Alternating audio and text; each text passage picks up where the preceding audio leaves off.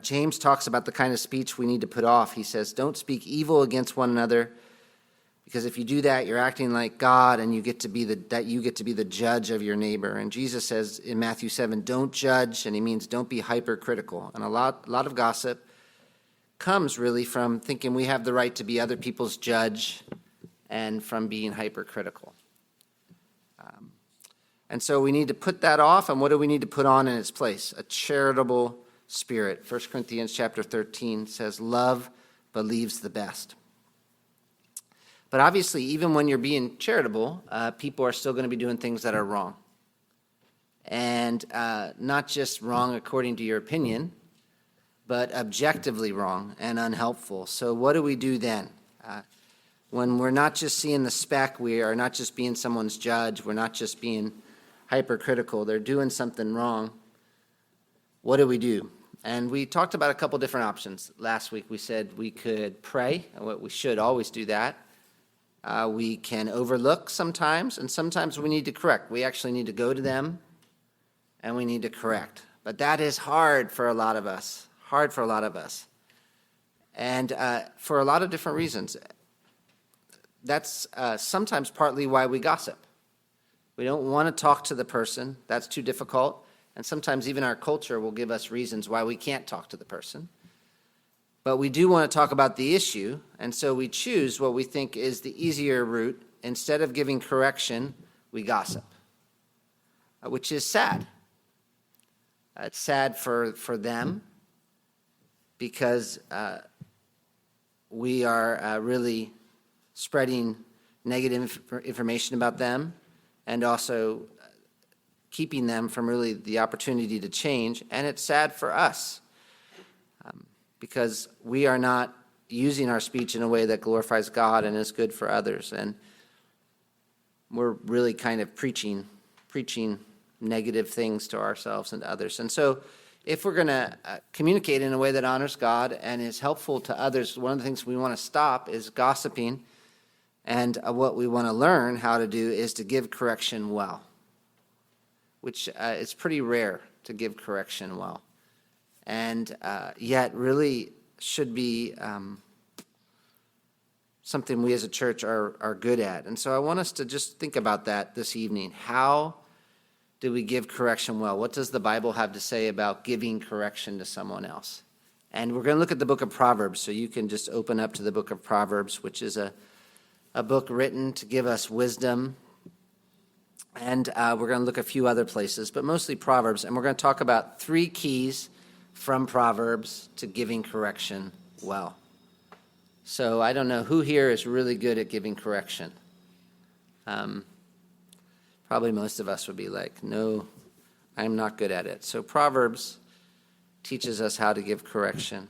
And one of the first things it tells us is that we need to give correction for the right reasons. So if we're going to give correction well, we need to give correction for the right reasons. And so sometimes it seems like when it comes to correcting people, there are 2 kinds of people. So I'm just making this part up, but it seems like it in life.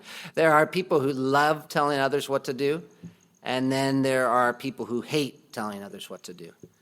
And both are usually a little bit wrong, because giving correction is not really about what I like or don't like. It's about something much bigger than that. And so first thing that it's about, the right reason to give correction, it's about obeying God.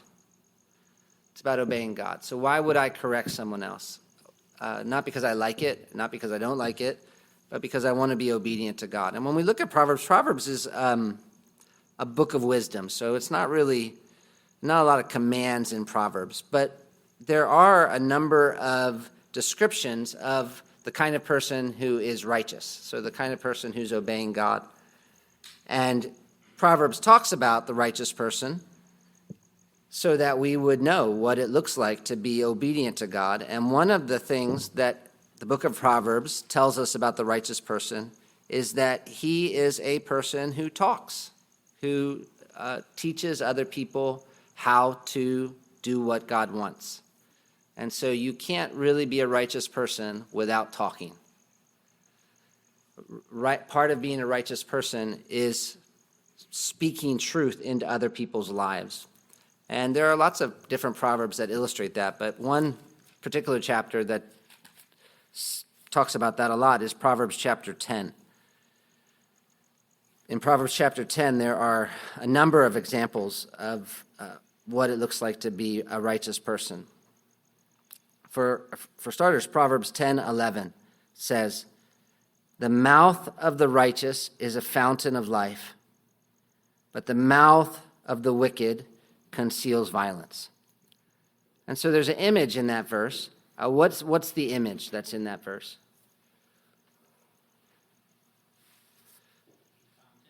A fountain. Yeah, a fountain, not of water, but of life. And water, a fountain in a dry place is obviously a big deal. So, Israel was a pretty dry place. And that's why Abraham's always talking about wells. There's all this importance of wells, because it was dry. You survived if you had a well.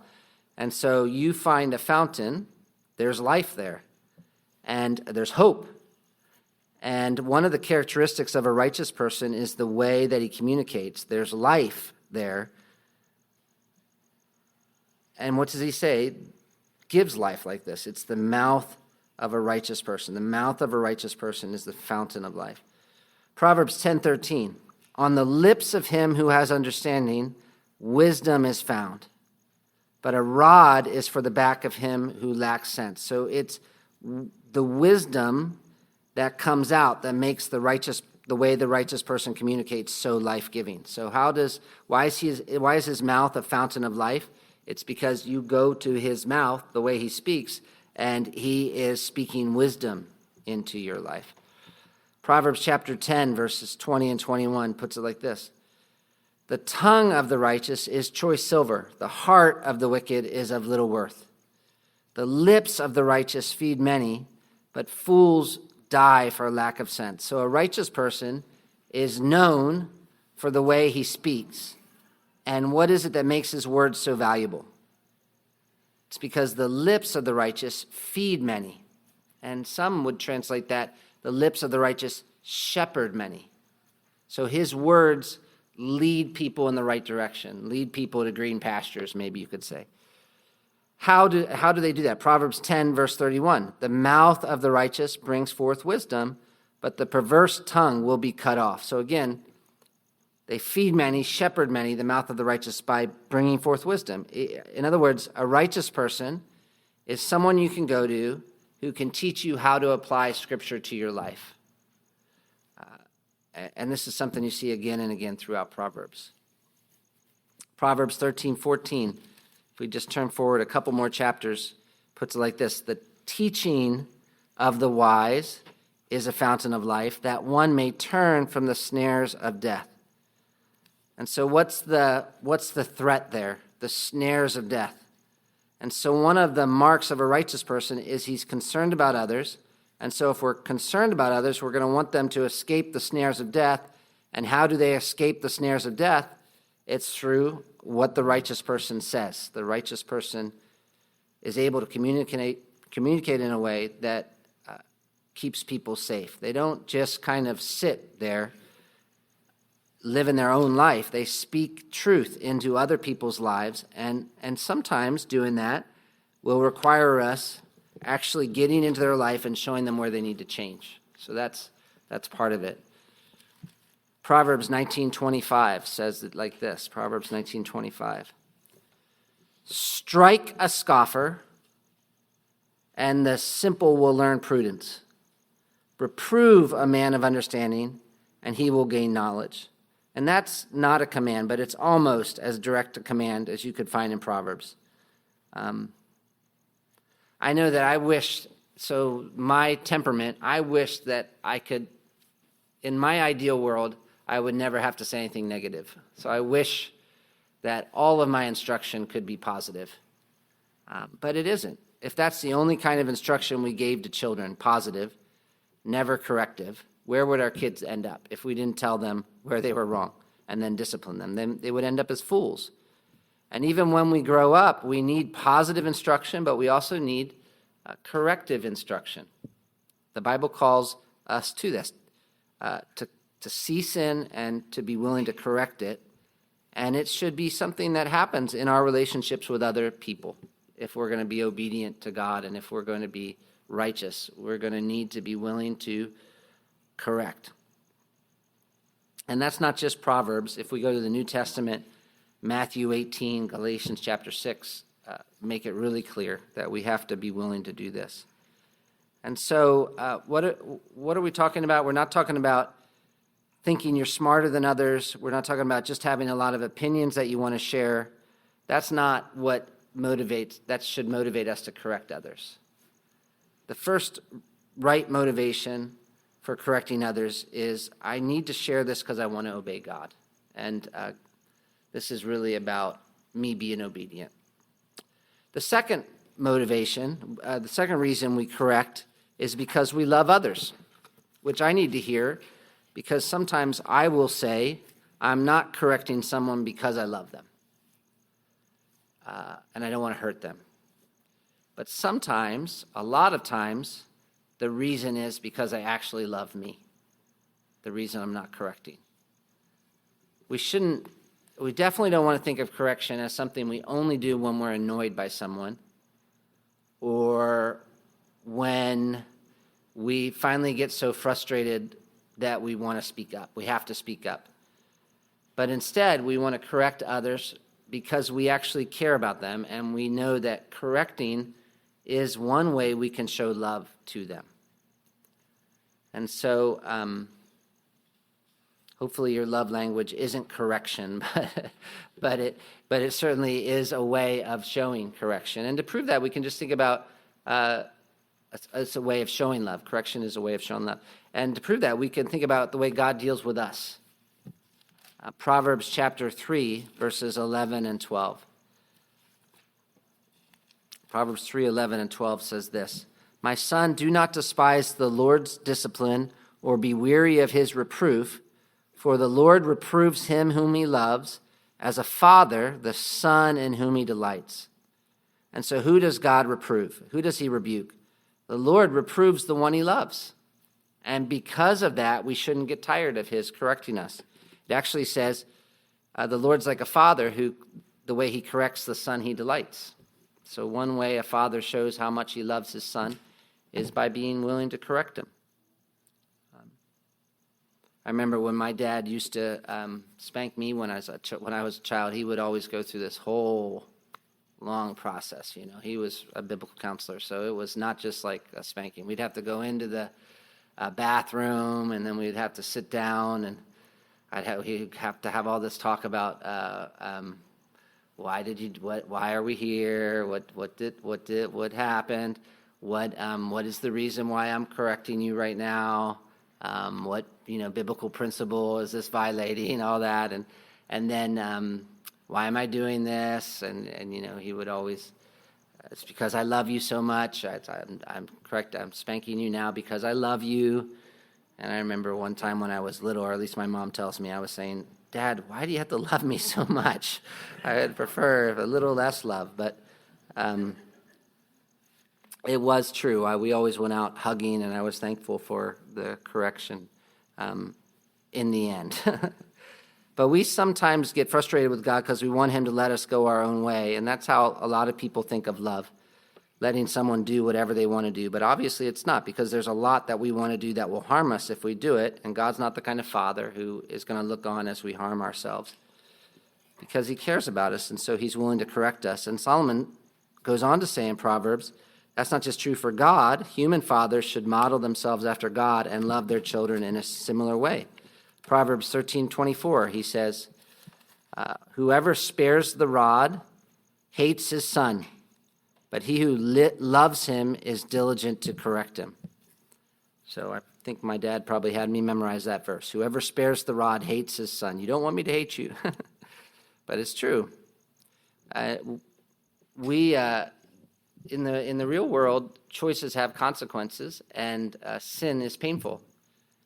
And so obviously if you love someone, you want to protect them from those consequences.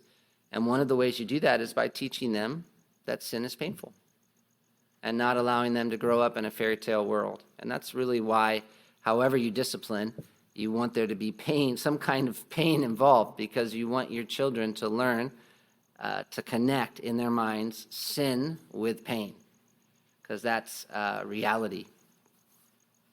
And why it's nice to learn it in the home where it's not quite as painful as it will be out in the real world. And that's why that principle is why Solomon says later in Proverbs 27, 5 and 6, he says, "Better is open rebuke than hidden love. Faithful are the wounds of a friend, profuse are the kisses of an enemy." And so a friend, like a father, like God, is someone who loves us enough to wound us if necessary. And that's not the way that everybody always thinks of it. And I personally like people telling me what I want to hear. But really, love that isn't willing to step out and show someone when they're wrong and need to change isn't a very helpful kind of love. And the point is, when you're correcting others, it should be because you're for them. So if we're going to correct others well, it needs to be for the right reason. And the reason we should correct others is because we want to be obedient to God, be righteous. Righteous people, their mouth is a fountain of life, of wisdom, and because we know that this is a way to care for them. Sometimes in the world, it's not like that. People are correcting you because they just want you to do what they want, or they just want their life to be more comfortable. But biblically in the church, that's not the way it should be. It should be because we want the best for people. And so we should be totally willing to overlook what's happening if it's just about me and you. But if it's not just about me and you, if it's really about what's good for you, we're going to be willing to do the hard work of getting in there and helping them change. And one of the ways we demonstrate that is when we go to instruct someone or correct someone, we're not just going in there and telling them they're wrong and that they need to stop and then leaving them.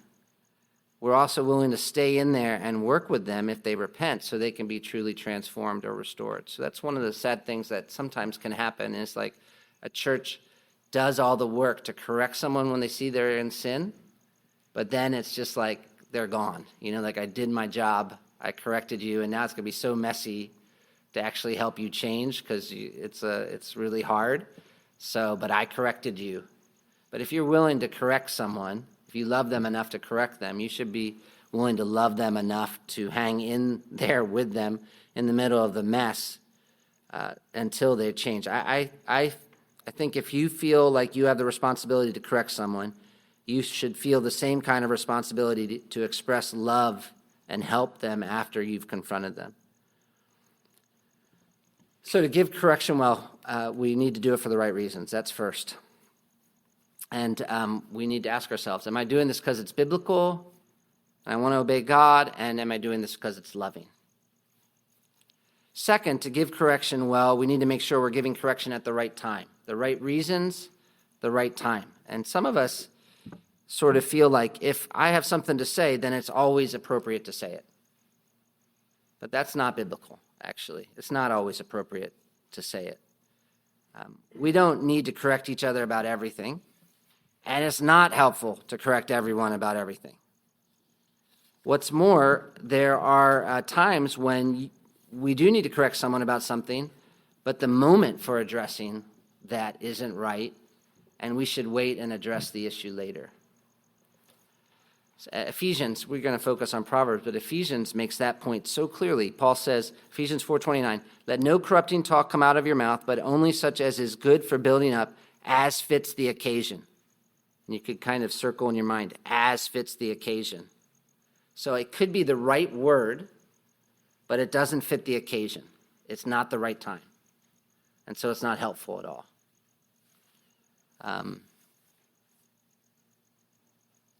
When it comes to giving correction well, we need to think about why we should correct, but we also need to think about when we should correct.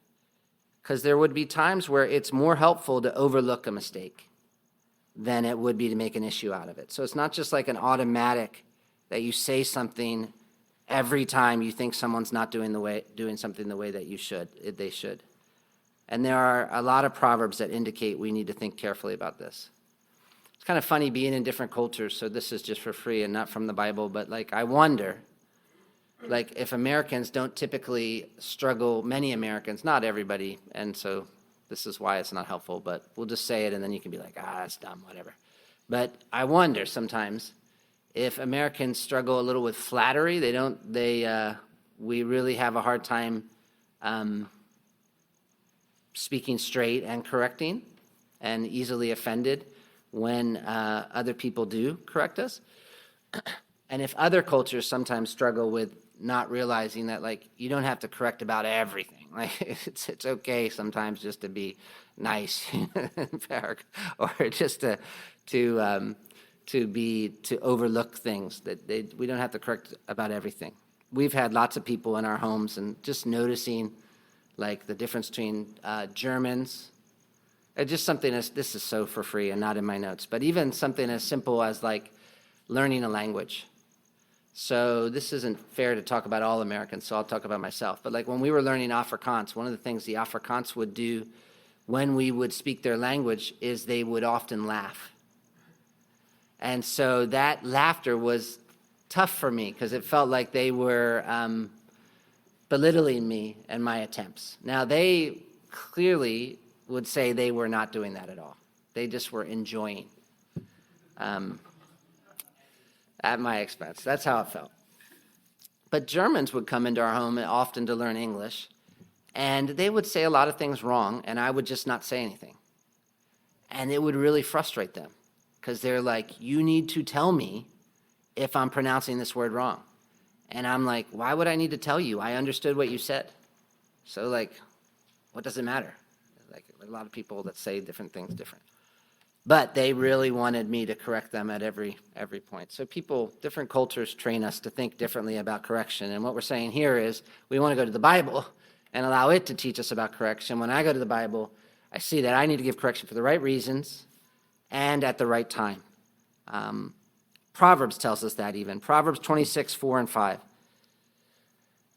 Again, this is a book of wisdom, so it's telling us we have to think. And this is what it says. It says, answer not a fool according to his folly, lest you be like him yourself. So he says, okay, sometimes what? You answer a fool, that's the wrong choice. You should not have corrected him. Otherwise, you're going to make a bigger mess, and you're just going to end up being a fool yourself. On the other hand, the next verse says, answer a fool according to his folly, lest he be wise in his own eyes. And there are some people who are kind of foolish who say, oh, see, the Bible has contradictions. It's like, you don't understand how the Bible works. This is a book of wisdom. And he's saying, Solomon's just saying, this is how life is. It's not every situation is the exact same. You're going to have to think, is this the time when I need to step in? Or is this a time when I need to be quiet? Proverbs 17:14 tells us, Solomon says, Proverbs 17:14, the beginning of strife is like letting out water, so quit before the quarrel breaks out. So here's a disagreement. There's a strife. There's a beginning of strife. It's the beginning of a problem, disagreement. And Solomon says there's some times where it's just better to quit. Let it quit before the quarrel breaks out. Just let it go. A couple chapters later, Proverbs 19:11 picks up this idea and explains further. It says, good sense makes one slow to anger, and it's his glory to overlook an offense. So the person who has good sense doesn't get flustered quickly and honors himself by overlooking an actual offense. Somebody's done something wrong, and it's more honorable to overlook it. And one of the differences between a wise person and a fool is that the wise person knows when it would be better just to be quiet. Proverbs 12:16. The vexation of a fool, the annoyance of a fool is known at once, but the prudent ignores an insult. So every time the foolish person's concerned about how something's going, he has to say it every time he thinks it's not going well. The vexation of a fool is known at once. The moment he thinks, oh, I don't like this, it's not right, people have to know it. But the prudent person, the wise person who's able to look forward a little bit, think about life, knows, okay, this is not the time. We can say this more positively as well. It's amazing how much work sometimes it takes to do that in real life, to just wait and hold your tongue. Proverbs 15:23, to make an apt answer is a joy to a man, and a word in season, how good it is. And the point is, when we say something at the right time, it's an apt answer, it's a blessing. Like when we said it in the right moment, that's really an honor for us and does good to others. And so the question is, how do we know if this is something I need to correct, or if this is something that I should be patient about and kind of ignore? So how do we know if we have the timing right? And this is one that obviously requires real wisdom because every situation is different. So wisdom, sometimes we always want to list, like, okay, tell me, okay, I look at this list, this is when I do it, this is when I don't do it. And life doesn't quite work like that. You need to learn the wisdom of applying biblical principles to real life. But here are two things you need to consider if you're going to know when to correct, when not to correct. First of all, you need to consider yourself. And we do that because Jesus says in Matthew 7, take the log out of your own eye before you take the speck out of someone else's. So think about what's driving you to correct. What is it that you are most bothered about? A lot of times, and that's really important because a lot of times the issue we want to correct someone else in, the reason we're so good at seeing that as a problem is because we're making the same mistake ourselves. It's just so much harder to see it in them than it is ourselves. And that's why we need to be a little hard on ourselves, because we're great at justifying our behavior. And so we need to make sure we're not being soft on ourselves and hard on others, which is our tendency. Even when we think we think we're being hard on others, so often we're still being soft on ourselves. Bailey was telling me at Chick-fil-A the other day there was some accident on the 90, or there was something on the 91. There was that big shutdown on the 91. And it was like a long time. That guy was getting chased. And one of the ladies who came into Chick-fil-A, nice, normal little lady, said, I wish they would just shoot the guy and have it be done with. And then Bailey, she's like so shy, and she's like her eyebrows raised, and the lady's like, I know, I'm a bad person. And so she's like, of course she goes home and thinks, yeah, I'm being hard on myself. I know I'm a bad person, but she's not nearly being hard on herself enough to think that she would want a human being, she'd be willing to use her mouth to say a human being should die because it's making traffic bad. And so we need to think about ourselves as we go to correct others. Are we really bothered about this for the right biblical reason? If you're the kind of person who hates correcting, then maybe you need to watch out you don't give yourself too many excuses for not saying something. So that's what I tend to do. I can find about 1 billion different reasons not to correct somebody. And so I have to really watch out when I'm telling myself why not to correct, because whether I'm telling myself the truth. And then if you're the kind of person who's happy to correct, you probably should ask yourself, why do I feel the need to tell other people what to do? So consider yourself. Second, consider the issue. This is fundamental. And before you correct someone on something specific, there are two questions you can ask yourself about the issue. And the first one is, how important is this issue anyway? So is it a preference or is it a principle? We've talked about that. But if it's a principle, where in the Bible do you find the principle stated? I remember someone who was really, maybe I shouldn't go here, but they were really correcting their wife about interior design. And that's whatever, that's their family. But the way they were correcting about interior design was basically like, it's a principle.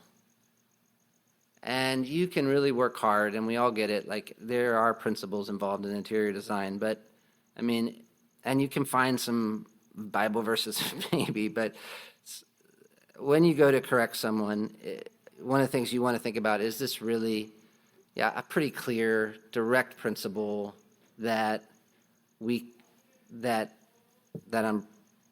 talking to them about? Or is it a preference, or is it like a preference principle, like it's a preference that flows out of a principle? Is this, maybe another way to say it, is this an area the Bible speaks directly about, or is this an application that's a little more gray? And I'm not saying that you don't ever say anything about the gray areas, but if you know it's gray before you go in, then you're going to be careful not to speak as firmly or authoritatively as you would about a clear biblical principle. Or is it an issue that you don't think is gray, but that other people might think is gray? And it's a little bit, you're going to need to do a little bit instruction, because they may not be disagreeing with you that they want to obey the Bible, but they just don't know what you think you know about the Bible. And so they're not really being rebellious. They just don't understand why it's as important as you are saying it is. So to keep going, you want to think about how important an issue is it, and you might ask yourself, how much harm is being done by what they're doing? So if you have a friend who thinks the last book of the Bible is Revelations instead of Revelation, you might say, I don't need to correct him about this, or at least I don't need to rebuke him about it, that's for sure. Unless he's your pastor or something like that, then definitely tell me. If someone's driving somewhere and they take a route you wouldn't take, and you think it's going to take them 10 minutes longer if they go that way, you can think how much harm is being done really in those 10 minutes. That's not something that you normally have to go out of your way to correct at all. On the other hand, you've got this friend who's looking at pornography. You know the long-term damage of that. You can't just say, hey, what's the harm? So it's good for brothers, right?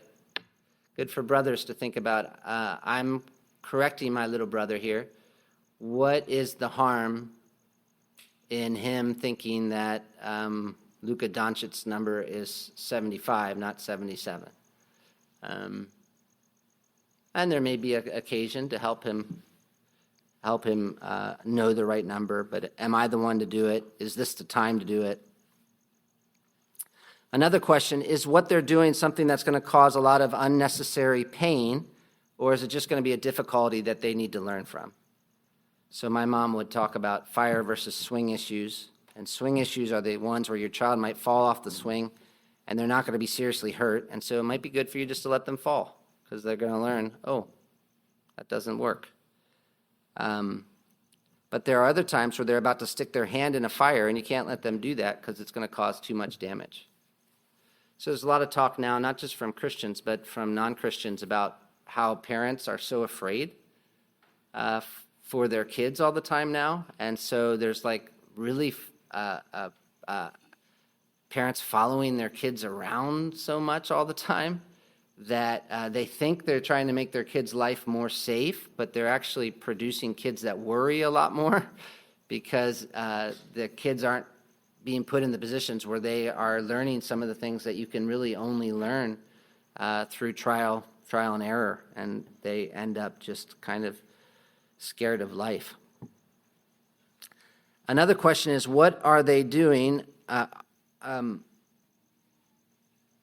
Another question is, are they doing something that's going to cause a whole lot of unnecessary pain, or is it going to be just a difficulty that they'll learn from? Is it a habitual sin? Is it once and out of character?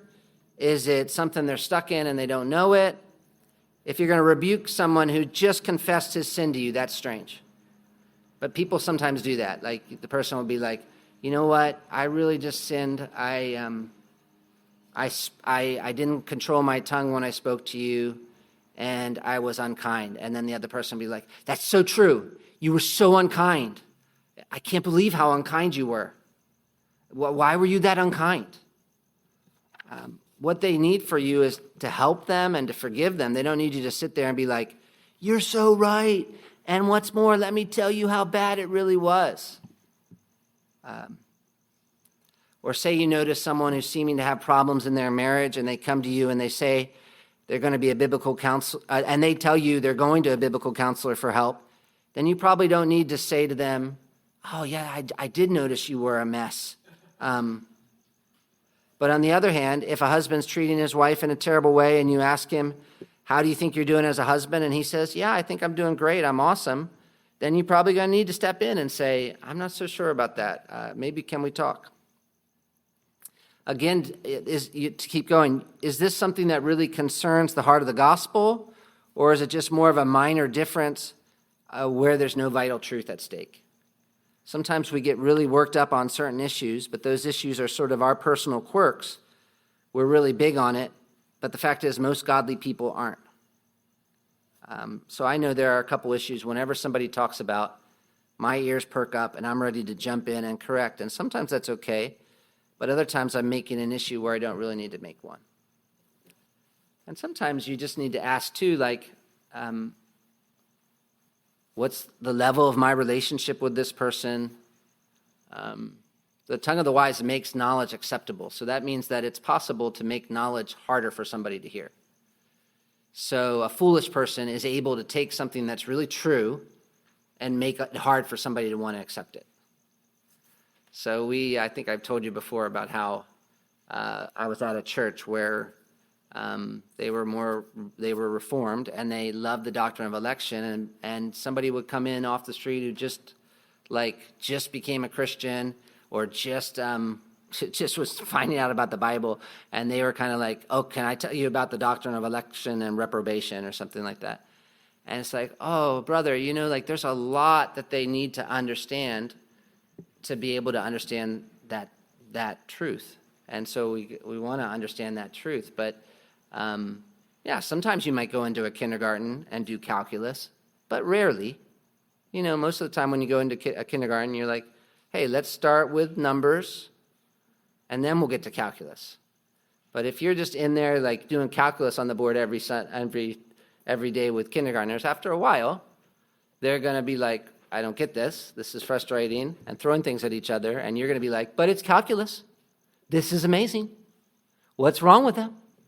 It's like, okay, that's true, but there's, a time and a place and things people need to know to be able to handle what you're saying. And so when you correct someone, you want to think about is this the right time? And you can do that by asking some of these questions. When you're trying to figure out whether you need to correct someone, look at the issue, ask how important is the issue, ask yourself, how sure am I about it? In other words, do I know I'm right? How important is the issue? How sure am I about it? What proof do I have that what I think is happening is really happening? So there are times when something's a really important issue, but you just have suspicions. And so you don't actually know for sure. And so you're not really in the position to correct then. You're in a position to investigate. You're in a position to ask questions. You're in a position to have a nice discussion. When you're discipling someone, you need to be careful at points where you know something's important, but you're lacking certain information about it, and you need to be careful about how much hardcore correcting you do or how you go about doing the correcting when you don't know. Like, you don't want to be one of those people who's always shouting where the Bible's whispering. There are times where something's not really important at all, and you don't know much about it. So it's not important, and it's not certain. Like, did George Washington ever wear orange socks? Who knows? Probably somebody, but who cares? And you're going to waste a lot of time if you do much correcting of people on stuff like that. And then, of course, there are times where you're really, really sure about something, but the issue isn't important at all. I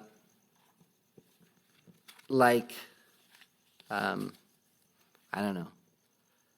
The car I drove when I was 23 years old.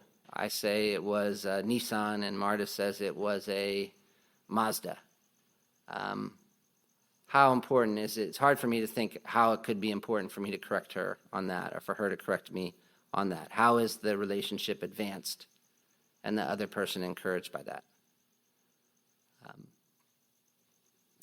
Now, all of this is really practical. How important is the issue? How sure am I when it comes to correcting. I think I gave you, or maybe Marta has that little thing called Beaver's Grid to hand out, but that's a sort of a graphic way of explaining what I just was talking about. I don't know if I made enough, as always. But it's really helpful. I remember I having a concern with someone. I didn't think he was being loving. It was a pastor, and I didn't think he was being loving. And then I had to think, what proof do I have that he's not being loving? And I had a couple examples in my mind, and I got some counsel from others. And when we talked through the proof I had, some of them whom I respected saw things differently. They didn't think my proof was as certain as I did. And in that case, I submitted myself to their direction. I thought it was an important issue, but these godly men didn't think I had enough certainty to follow through. Other times, I've known people who were confronted about important issues, and the people who did the correcting never investigated what was happening. They acted as if they had more information than they did, and so they never stopped and considered, how sure are we about this, before they did the correcting, and they didn't even ask any questions of the person they were correcting, and that's foolish. And so what I'm trying to say is we have to give correction, but we want to try to reserve most of our correction for the kinds of issues that are of great importance and that we're dead certain about. Because long term, we will wear a lot of people out if we're consistently correcting them about issues in their life that don't matter or that we actually don't have good information about. And confuse them. Like after a while, if someone's always correcting you, you begin by trusting them. And then later you realize, well, they didn't have enough information. They didn't really know what they were talking about. And so it's like, do I listen to this person when they come to correct me? Or you just exasperate them. There may be some people in the world that really like to be followed around, and every time their shoelace is untied, they want somebody to tell them that it's untied and then actually to tell them a better way of tying it. But not a lot of people. There's not a lot. That will wear a lot of people out, and make it hard when you actually do have something that's important to say. Even as a dad, I try to. This is just something to think about. I try to not do a lot of correcting, so that when I do correcting, they know it's really significant, or I at least like to vary the tone of how I correct about something that's significant from something that is not, so that they can know very obviously these are two different kinds of things that we're talking about. So to give correction well, we must learn to give correction for the right reasons, at the right time, and in the right manner. And I don't have a lot of time to work through this one, but like I said, the tongue of the wise makes knowledge acceptable. That's Proverbs 15:2. So there's a way to speak knowledge to someone else that makes it easier to hear, and there's a way to speak truth that makes it more difficult. And so what's the way? You have to think about what makes knowledge harder to hear. What are some things that can take something as beautiful as correction and make it ugly to someone else? And what are the kinds of things that can take correction and make it beautiful to someone else? And I'm sure there are lots of different ideas, but Paul tells us a couple important principles or elements in Galatians chapter 6, which I'm sure you're familiar with. But the first one he tells us is that we need to be gentle. The first one, brothers, if anyone's caught in any transgression, you who are spiritual should restore him in a spirit of gentleness. So when someone else has a problem that I feel like I need to address, that's an opportunity for me to pursue the humility that I need. Because if I'm going to address it well, I'm going to need to do it gently. Gentleness is humility in action. And so before you share the solution to someone's problem, slow down and seek to deal with your most significant problem, which is going to be pride. And you can do that by committing yourself to I don't want to just say the right thing to them now. I want to approach them with the right attitude, one that's gentle and compassionate. And how do you do that? Here are a couple ideas. One, treat them like a person, not a project. So they're not just a problem to be fixed. They're a person to be loved and cared for. Two, don't speak to them as if they're stupid. We usually aren't very gentle with people we think aren't very smart. And so when you go to correct someone, instead of rushing in as a know-it-all, ask for their perspective, listen to what they think might be the solution, verbally acknowledge that they might have been thinking about the issue, encourage them that the reason you're sharing your concerns is not because you believe you're smarter than they are, but because you love them and you want to be of help to them. If you think all that is so obvious, a lot of times it's not obvious to people. If it's so obvious that it doesn't need to be said, it probably needs to be said twice. Three, before you speak, make doubly sure they know you've listened. So usually someone who's being corrected, it's very tempting for them to feel like you don't understand.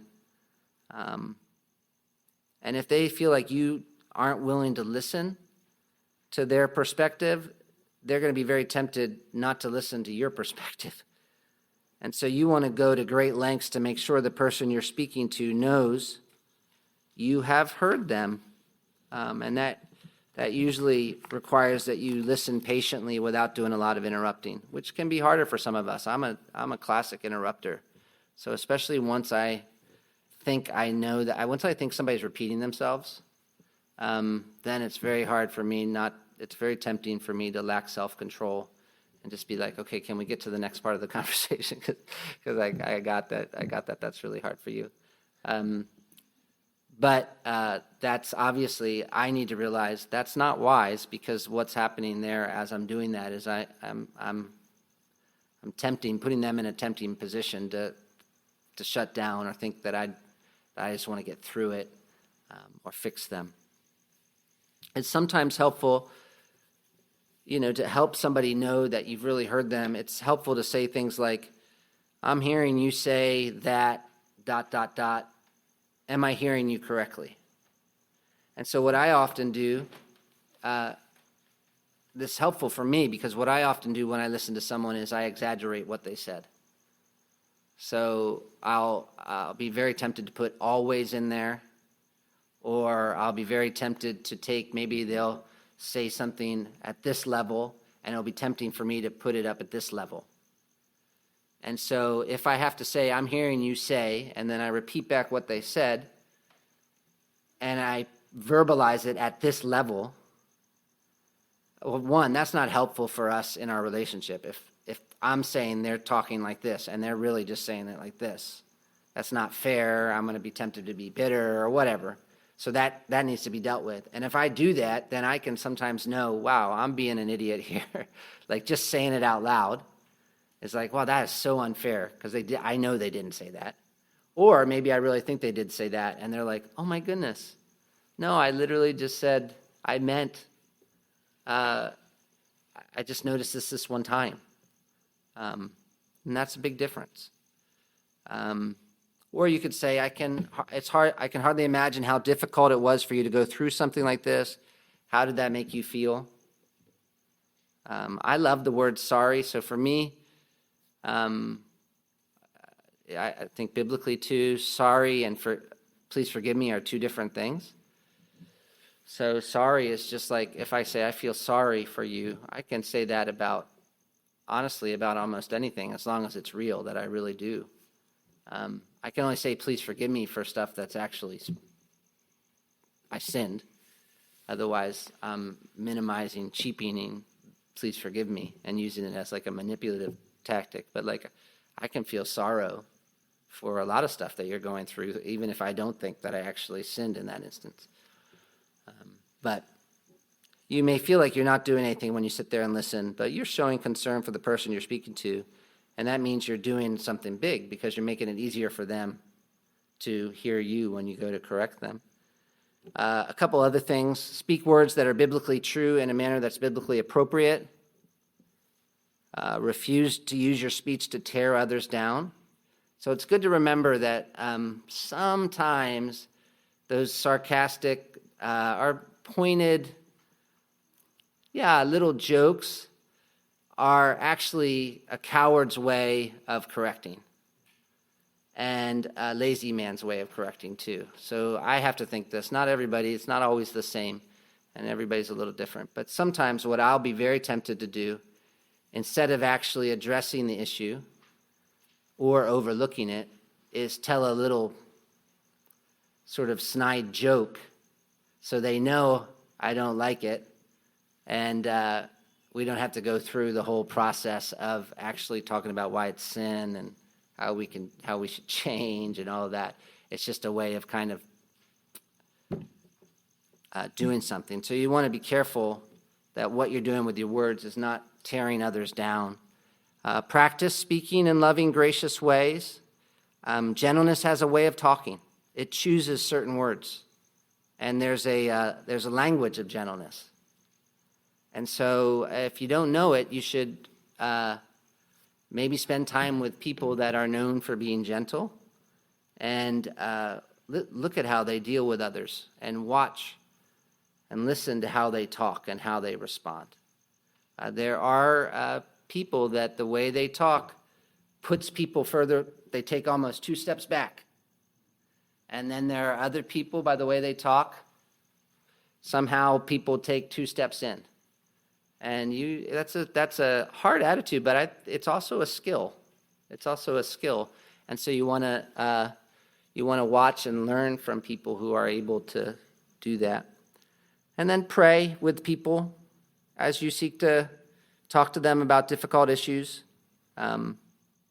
Maybe sometimes as it's getting difficult, you can just say, you know what, obviously I'm not doing a great job of this. Can we both just ask God? Can you ask God that He'll help me to not be a jerk, help me to be loving, and can we pray that God will help us not hear each other? We should always do that. 8, work on helping the other person know that you love them. So when somebody's corrected, some people are used to being corrected, other people aren't used to being corrected. Sometimes people are really, insecure is not a great biblical word, but sometimes people, when somebody corrects them, they start thinking that means they're against them. And so you if you're going to go to correct somebody, it really makes sense to work at, a lot of times where it breaks down is they are not trusting you. And they think you've got some weird, that you're not actually for them. And so you can't get in there and make them know that you're for them, but you can try. You can really try to say whatever you can say to make it very clear that I've got your back. And if you think somebody's got your back, you can take a lot from that person, generally. So the gentle person is not only telling somebody, this is what you did wrong, he's also trying to tell them that he does love them, cares for them. And that can be awkward for some of us. But if you're going to correct somebody, we should, on a big issue, not like, oh, hey, you need to tie your shoe. I really love you, please. Just don't. I'm not saying that because you're bad at tying your shoes. I'm so for you. That you could do that. But I'm talking about the bigger issues here. And then develop friendships with gentle people. Learn how, I said that already, but learn how they deal with others. So be gentle, seek to be gentle. I had a second key characteristic from here in Galatians chapter 6. That is, be willing to bear the person's burden that you're correcting. Be willing to suffer with someone so they can change. You don't want to be, sometimes people approach life like they're the solo mountain climber, and the goal is just for us to get to the top. But when God saves us, He makes us part of a climbing group. So we're not climbing the mountain as a solo. The goal is not just for us to get to the top. The goal is for all of us to get to the top. And so when I see you struggling, I shouldn't just think, oh, too bad for you, you're going to fall behind. I'm glad it's easier for me. But instead, I should realize, man, I have a responsibility to this person, and I want to get under that burden with them and feel some of the weight. And that means when I come to you, I'm not just going to come, shaking my finger, this is what you need to do, this is what you're doing wrong, and this is what you need to do. I'm going to come wanting really to come alongside of you and be like, okay, how can I help? That's what we want here. And as I do that, of course, I need to be looking to myself and asking, you know what? I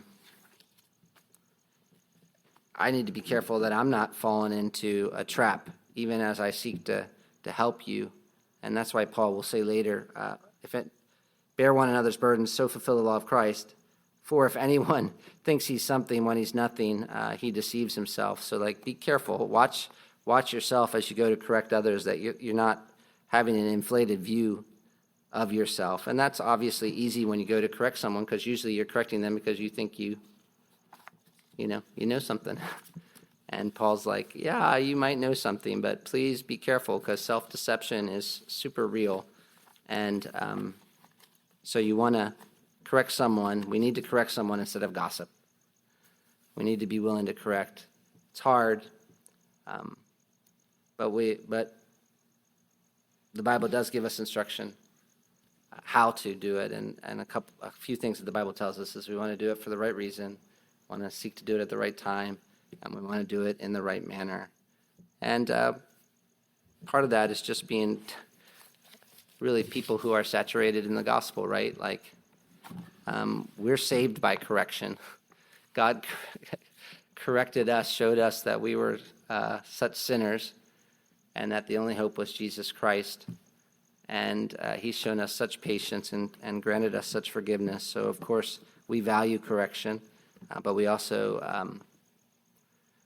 don't go to others as for the final answer, because we know we're not. We know Jesus is.